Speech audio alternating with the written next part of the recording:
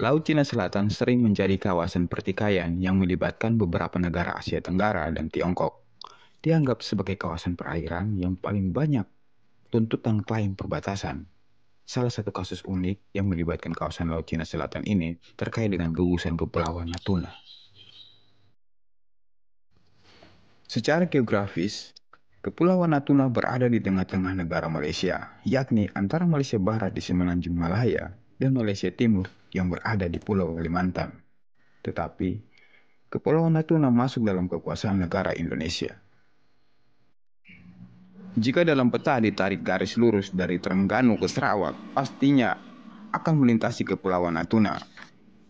Ini menjadi perbincangan oleh masyarakat di Malaysia. Mengapa Kepulauan Natuna bisa menjadi bagian dari negara Indonesia? Wow! Kepulauan Natuna adalah gugusan kepulauan yang berada di kawasan Laut Cina Selatan, yang berjarak sekitar 480 km dari timur laut Pulau Singapura. Pulau Serindit adalah pulau terbesar di Kepulauan Natuna dan masuk dalam wilayah Provinsi Kepulauan Riau, Indonesia. Walaupun terpencil, Natuna berada di jalur pelayaran antara Asia Timur dan Asia Barat.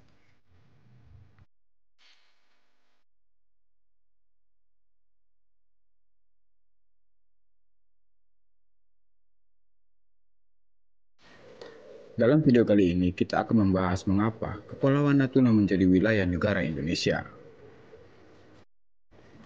Setelah 10 tahun Indonesia merdeka, pemerintah Indonesia mengambil keputusan untuk membesarkan garis perbatasan lautan dari jarak 3 mil laut menjadi 12 mil laut. Dinyatakan secara resmi dalam Deklarasi Juanda pada 12 Desember 1957. Deklarasi itu merupakan deklarasi yang mengubah garis perbatasan antar negara saat itu. Tindakan itu mendapat pertentangan oleh negara-negara barat termasuk Jepang, Amerika Serikat, Inggris, Prancis, Australia, dan New Zealand melakukan bantahan secara resmi. Tapi bagi pihak Indonesia, sebagai negara kepulauan memerlukan garis perbatasan yang lebih besar untuk melindungi negara dari ancaman luar. Dan berdasarkan garis perbatasan baru ini, Kepulauan Natuna yang secara geografis berada di antara wilayah Malaysia ikut diklaim sebagai wilayah teritorial Indonesia. Tekanan oleh negara-negara barat tidak dapat menghalangi Indonesia untuk memperluas garis perbatasan yang diklaim oleh Indonesia. Puncaknya, pada tahun 1982, Perserikatan Bangsa-Bangsa atau PBB menyetujui apa yang Indonesia lakukan, dan sekaligus secara sah, Kepulauan Natuna menjadi bagian dari Indonesia. Sebelum deklarasi Juanda, wilayah negara Republik Indonesia mengacu pada Organisasi Hindia Belanda tahun 1939.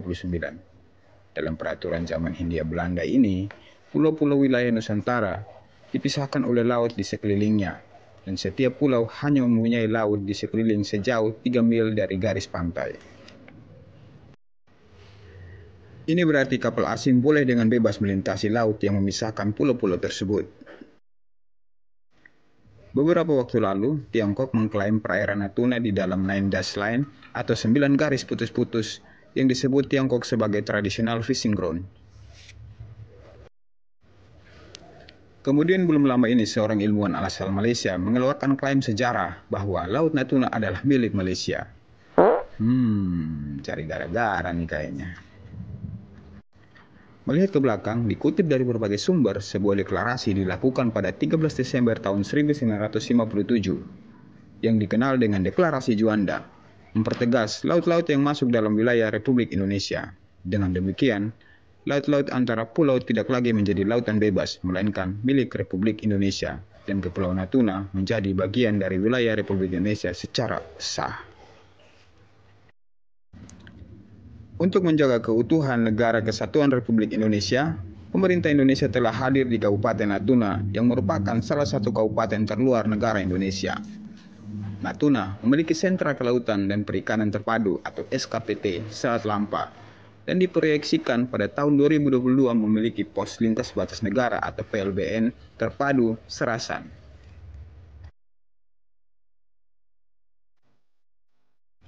Sebelumnya wilayah perairan Natuna dikuasai oleh Kerajaan Patani dan Kerajaan Johor di Malaysia, namun pada awal abad ke-19 menjadi wilayah Kesultanan Riau. Berdasarkan sejarah itu, Malaysia sempat melakukan klaim atas perairan Kepulauan Natuna.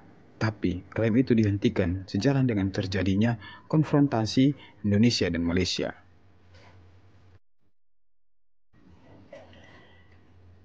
Eksplorasi Indonesia terkait Laut Natuna Utara telah dilakukan sejak tahun 1980-an, di mana perusahaan ExxonMobil menjadi pihak pertama yang melakukan perjanjian terkait pengelolaan ladang migas di kawasan tersebut.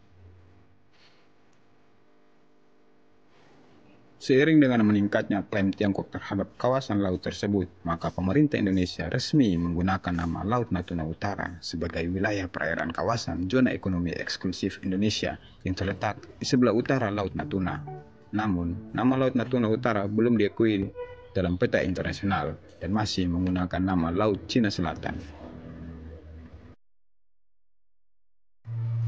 Tumpang tindih klaim Laut Natuna Utara yang merupakan zona ekonomi eksklusif Indonesia dengan 9 garis putus-putus atau 9 dash line Tiongkok atas perairan Indonesia seluas lebih kurang 83.000 km persegi atau sekitar 30% dari luas laut Indonesia di Natuna.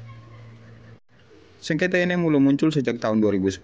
Sejak saat itu, sering terjadi konflik antara pemerintah Tiongkok dengan pemerintah Indonesia akibat masuknya kapal-kapal bendera Tiongkok seperti kapal nelayan, kapal penelitian, kapal penjaga pantai, serta kapal-kapal perang Tiongkok ke dalam wilayah Laut Natuna Utara, yang merupakan klaim dari Tiongkok berdasarkan sejarah penangkapan ikan mereka pada kekaisaran terdahulu.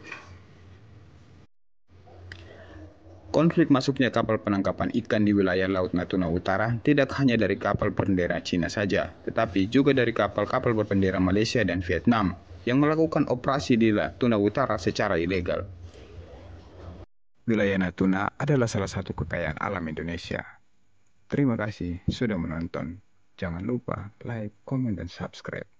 Sampai jumpa di video berikutnya.